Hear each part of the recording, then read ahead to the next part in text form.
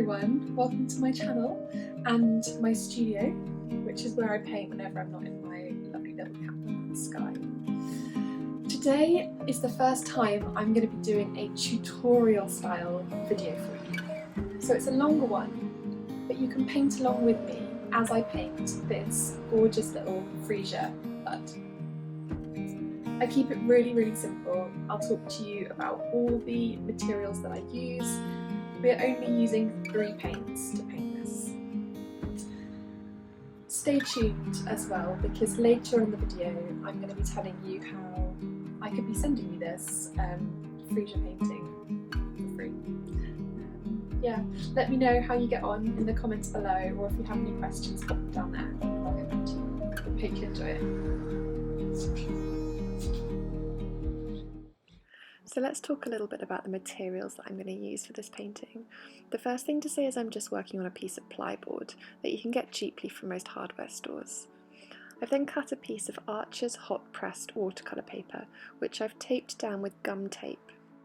I always stretch my watercolour paper, and I'll put a link below to a blog post where I talk about how and why I do that. We're going to be painting this little Freesia Bud today. It's a small and manageable project which then can lead you on to painting a full flower. It's actually opened up a little bit more since I first did the drawing. The bud is more closed that we're going to be painting.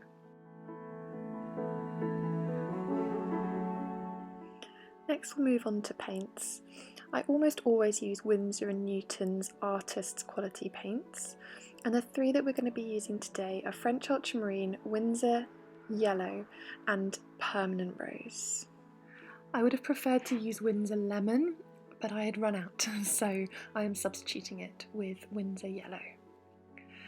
The palette that I'm using is just a porcelain palette, and you can see the 3 paints, the Permanent Rose, the French Ultramarine and the Winsor Yellow. I much prefer porcelain palettes to plastic. It's much easier to use. I've got a jar of clean water. Try and keep it clean throughout, changing it regularly. So then moving on to talk a little bit about brushes. These are the brushes I'm most likely to use during this piece. They're from Rosemary & Co, a company that I love, and these brown handled ones are the synthetic version, the Series 307.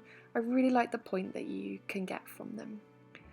The other brush that I will use from time to time is a sable brush from the same company, Series 323. It also has a really good point. I'm just veering more towards avoiding using animal products for my paintings. The other thing we'll most probably use is this putty rubber from Daler Rowney. I absolutely love it, and I'll link it in the information below. So let's get started. This is an ink drawing on tracing paper of the original drawing that I did on cartridge paper. If you haven't found it already, you can download this line drawing through the link down again in the information below, so you can be drawing and painting exactly what I am.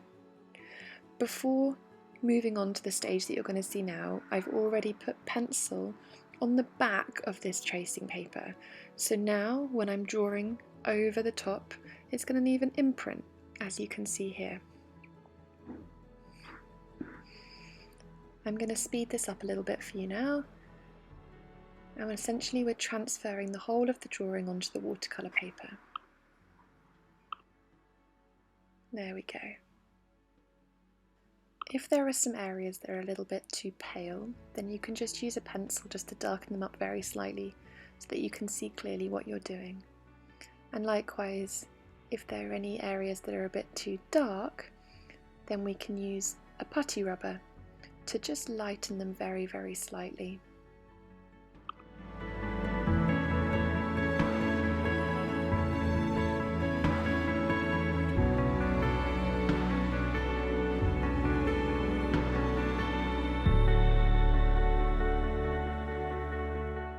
Now is a good time to pause and go and make a hot drink. I'm going to make a cup of tea before we start painting.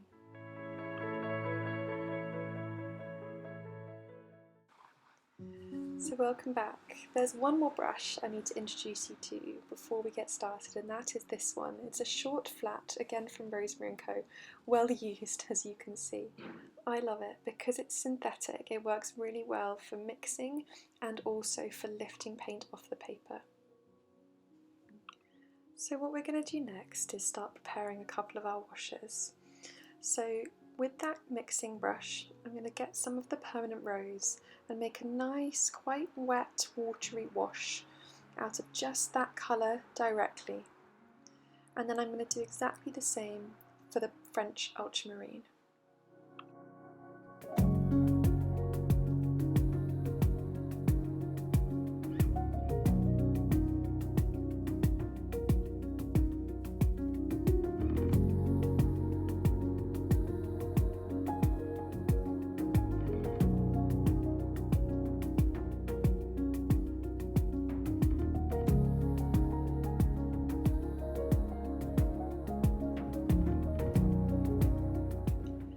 The next thing that we're going to do is take our larger of our brushes and we're just going to apply a plain water wash over the main part of the petal forming that bud. So I'm not at this stage going towards those littler petals on the outside, just the main bulk of that petal. And I'm bringing water down into that yellower part, but you'll see shortly we're not going to apply paint there straight away.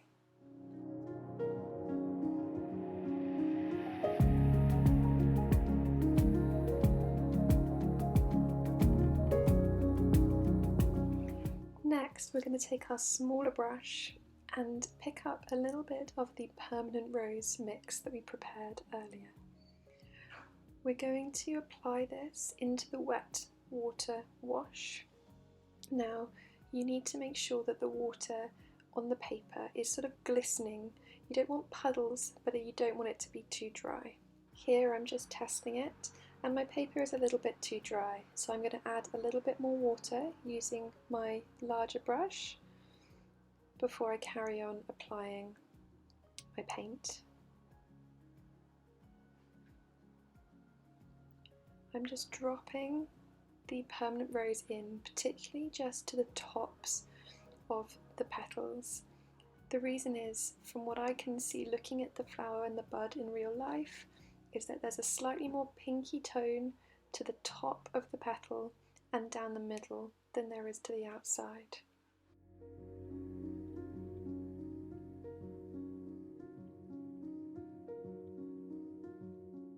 I'm then just going to clean my brush before picking up a little bit of the French ultramarine and doing exactly the same thing, this time focusing on that edge, the left hand edge, but also the right hand edge as well.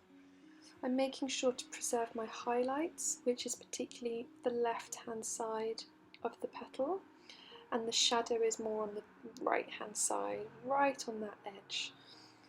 The reason why we're using such strange colours to start off with is because when we apply other colours on top, these colours will really shine through and make the painting glow.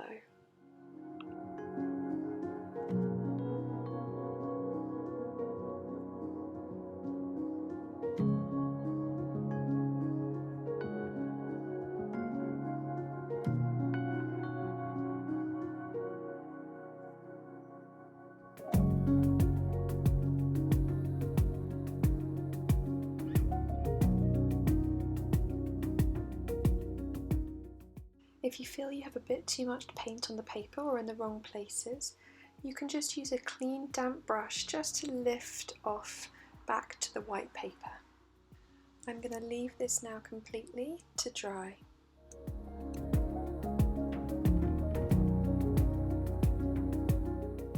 While we're waiting for it to dry completely, we can start mixing up some of the colours that we're going to use for the lower part of the bud and also the stem. Using still just those three colours, taking a little bit of the Windsor yellow and some of the French ultramarine, and I'd like to mix quite a yellowy green initially, and then we're also going to mix a slightly bluer, darker green too.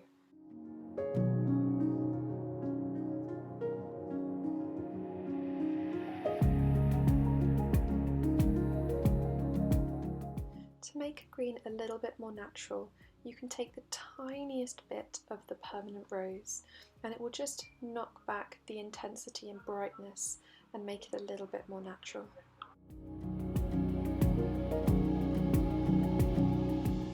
Let's then move down to the green calyx around the base of the bud.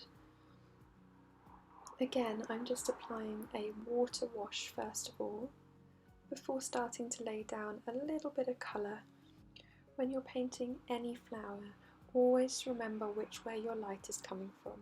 In this case, it's coming from the left, so in order to show form and shape, you'll need your shadows on the right and your light hitting the left.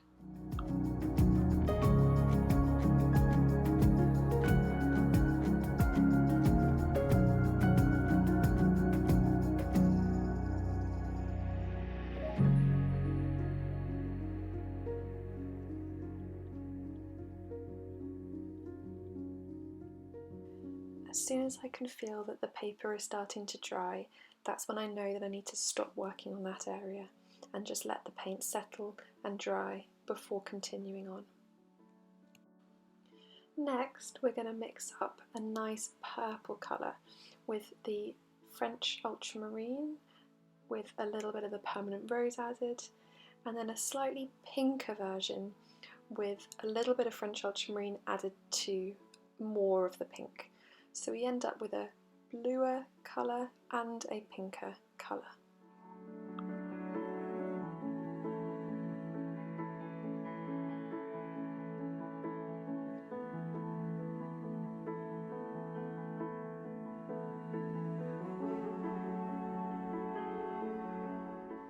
The next thing we're going to do is start preparing to add a purple wash over the top of the initial pink and blue washes that we did on that first petal. So using a clean, damp, larger brush, we're going to apply a water wash over the whole of that petal, again until it's glistening wet but not puddling. Then we can use our purple mixes and start applying paint to start bringing a little bit more depth of colour, colour matching that Freesia Bud and allowing the bud to slowly come to life.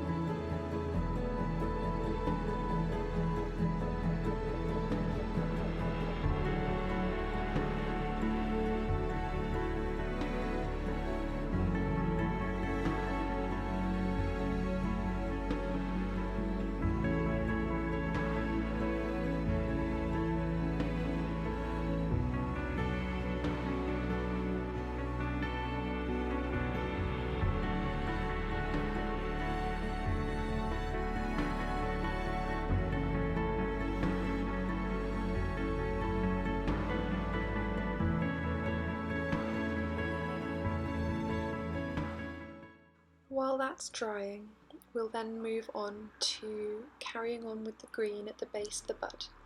So as we did before, remembering your lights and darks, where your light is hitting and where it's catching, and we'll carry on with a wet on wet technique, putting the water down first and then the paint, and slowly building up the colour here too.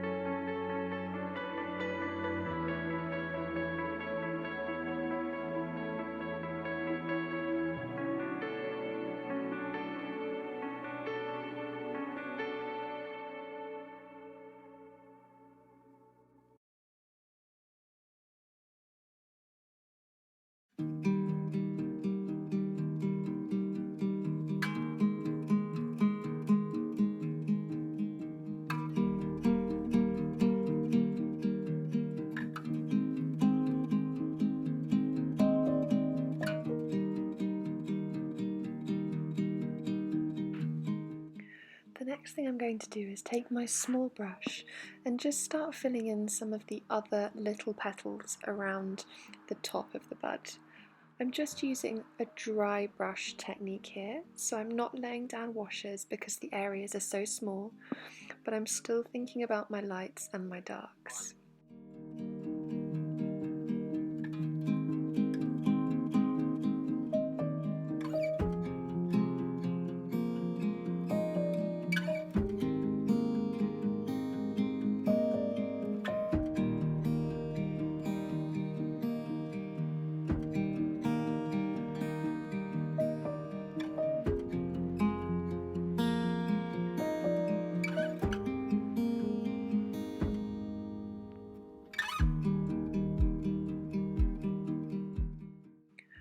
While I let those dry before I can move on to the areas next to them, I'm going to start adding on a little bit of the detail of the veins. Now this uses a dry brush technique again. So you can see here the veins that we're going to try and capture.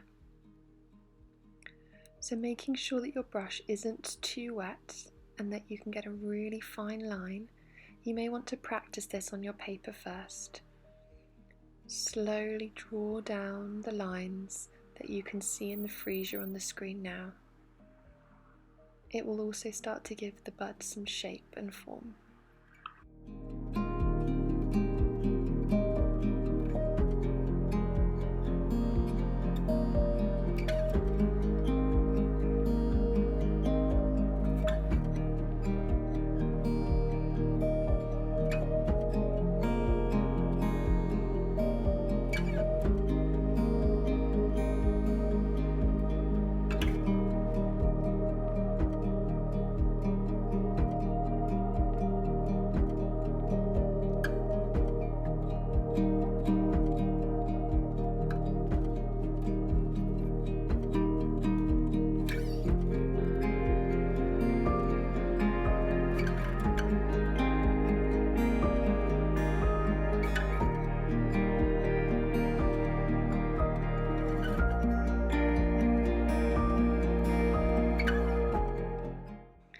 I'm also going to start adding some of the other veins that I can see radiating out over the surface of the petal.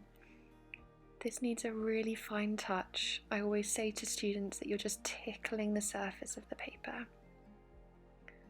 You'll slowly build up some very, very slight subtle texture.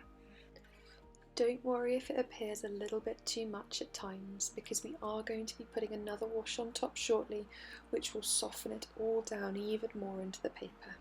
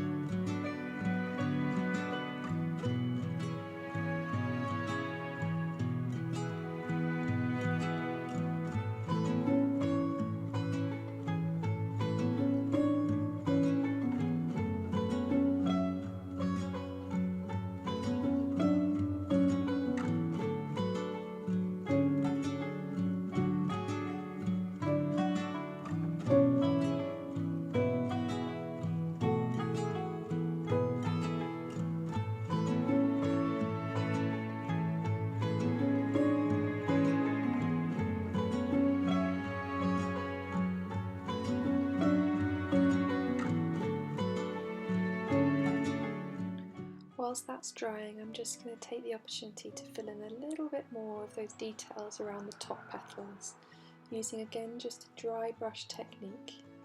These areas are really going to be quite dark, some of them, because of no light managing to get right down into those corners. So don't be afraid to use quite a lot of paint here.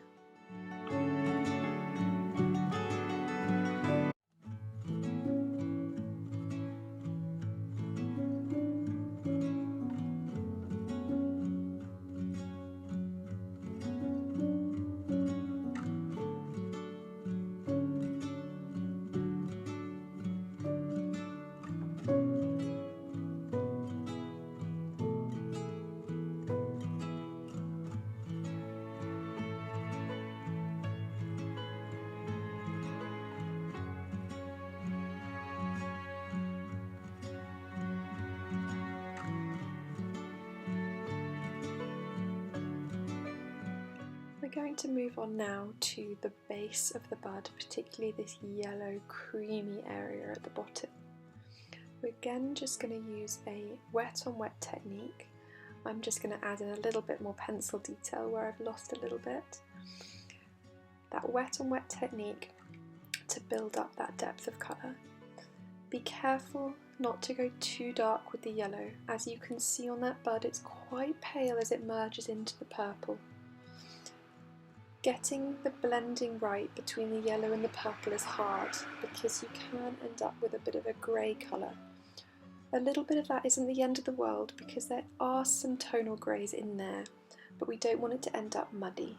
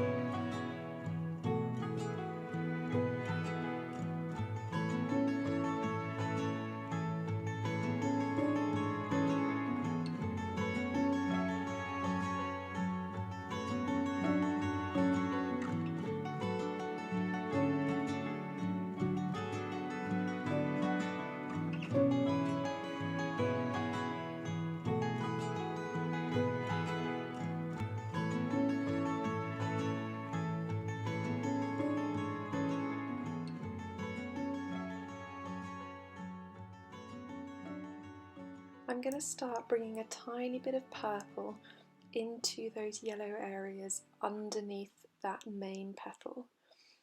This takes a little bit of delicacy, and I'm actually going to do it by applying the paint and then using a damp brush, as you can see here, to blend it gently into the yellow. That way we minimise the risk of getting the yellow and the purple combining and making a grey. I'm making sure to pick up on the darker areas that might be in shadow and leaving what is in light, lighter and brighter.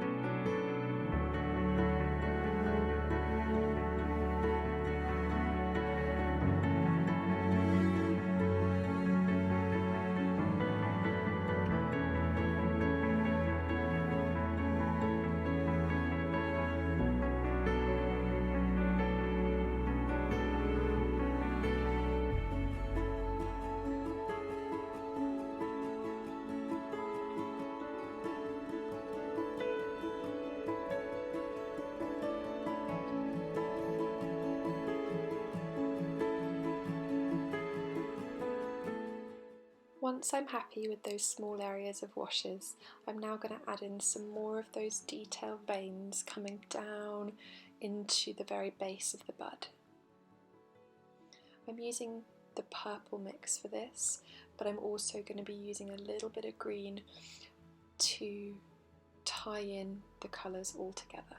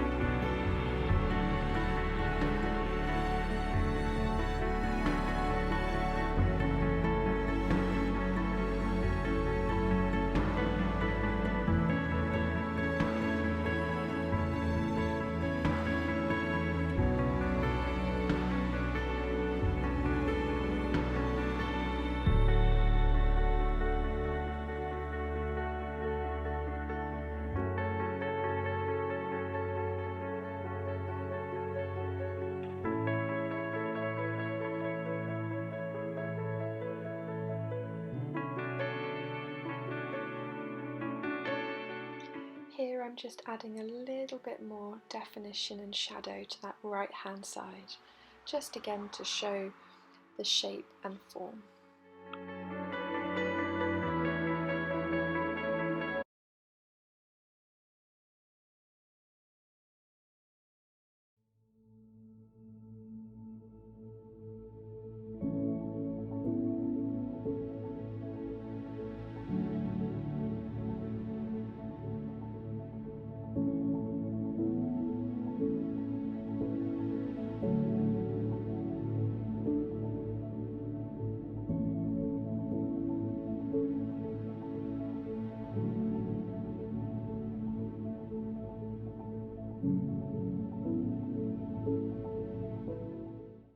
I'm just going to finish off the very top petals now again with a dry brush technique before moving on to some of the final stages of this painting.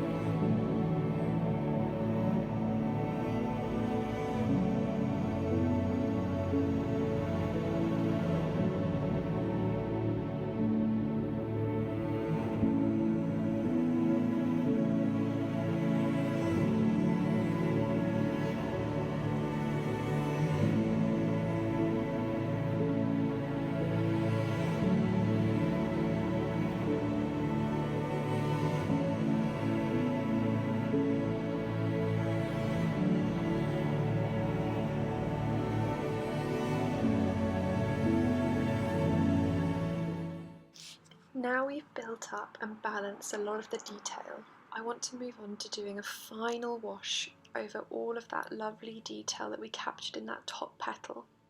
I'm going to mix a combination of permanent rose and French ultramarine again, and then apply this using again a wet on wet technique over the petal, laying down water and then paint.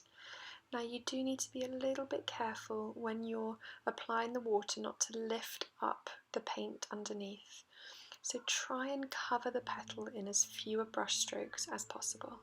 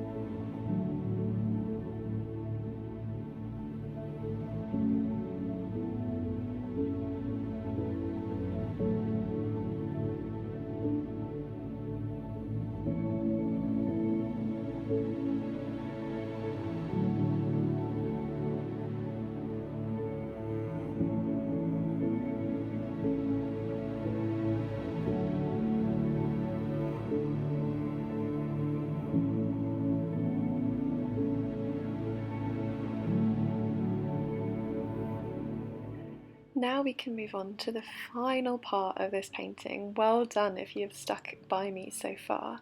And we're just going to start to add on the detail into the lower green part of that bud moving into the stem.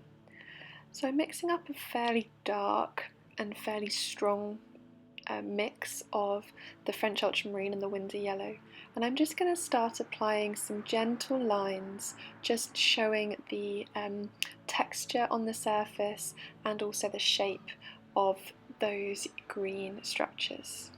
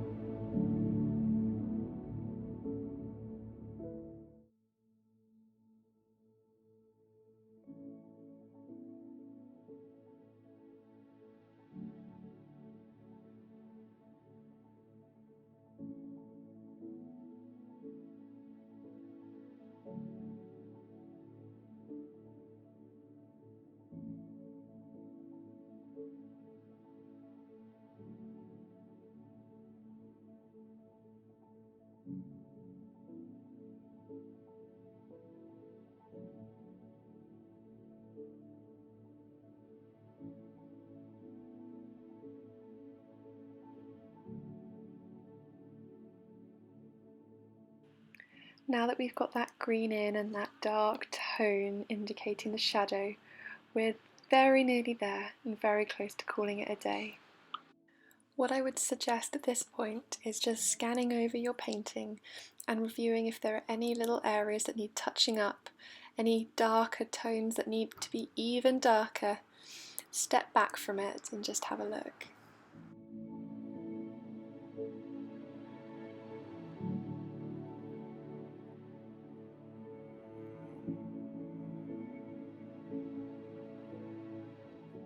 Wow, that was a long one.